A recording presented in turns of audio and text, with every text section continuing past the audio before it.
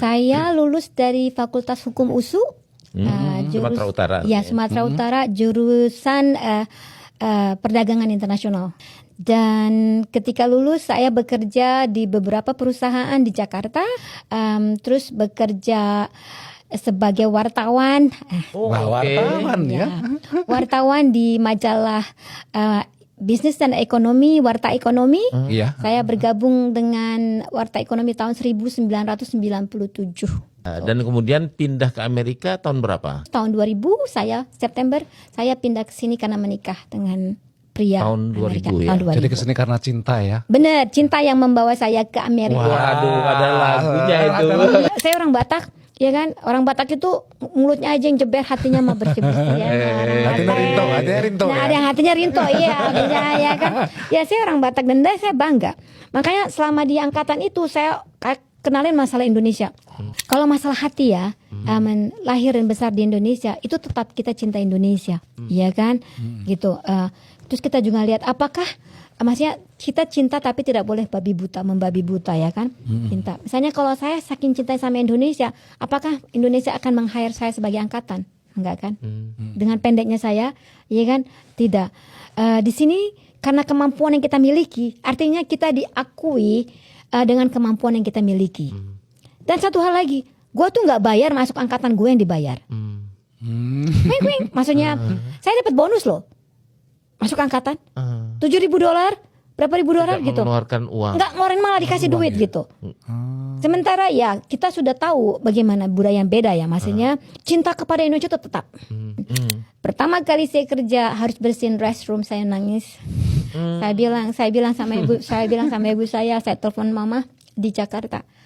Gak kebayang saya ke Amerika harus bersihin WC. Tapi ya itulah hidup ya. Anakku itu lahir pertama kali itu belajar bahasa Indonesia. Jadi lancar dong sekarang anaknya juga. Lancar. Anakku itu begitu lahir jebrol boom bahasa Indonesia. Ibu, uang udah gede begitu manggilnya masih ibu. Sampai sekarang manggilnya ibu sama ayah. So saya kepikiran suami saya, kebetulan dia juga dulu di Angkatan Darat Amerika. Dia bilang, kenapa kamu gak gabung ke Army aja? Mereka gak bakal tanya udah punya pengalaman kerja apa belum, gitu kan. Ternyata benar. Maksudnya ketika saya coba mau gabung ke angkatan, saya masuk ke recruiter office, mereka tertarik mau gabung angkatan. Mereka tuh nggak lihat tinggi badan, nggak lihat jenis kelamin. Mereka bener, saya tolongin, kata gitu. Jadi pas ujian nilainya cuma 29, padahal untuk lulus 31. Loh, tinggal sedikit kurang 2 aja ya. So saya kalah ujian pertama.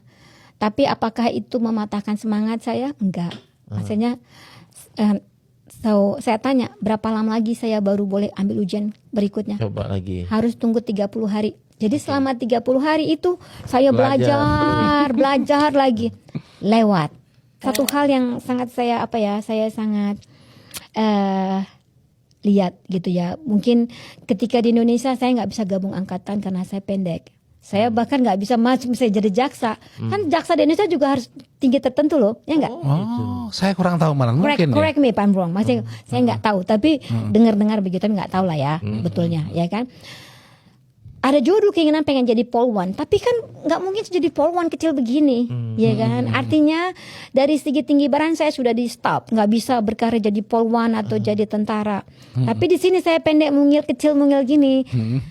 Lewat ujian tertulis, lewat ujian fisik, mereka lihat kan kemampuan di otak.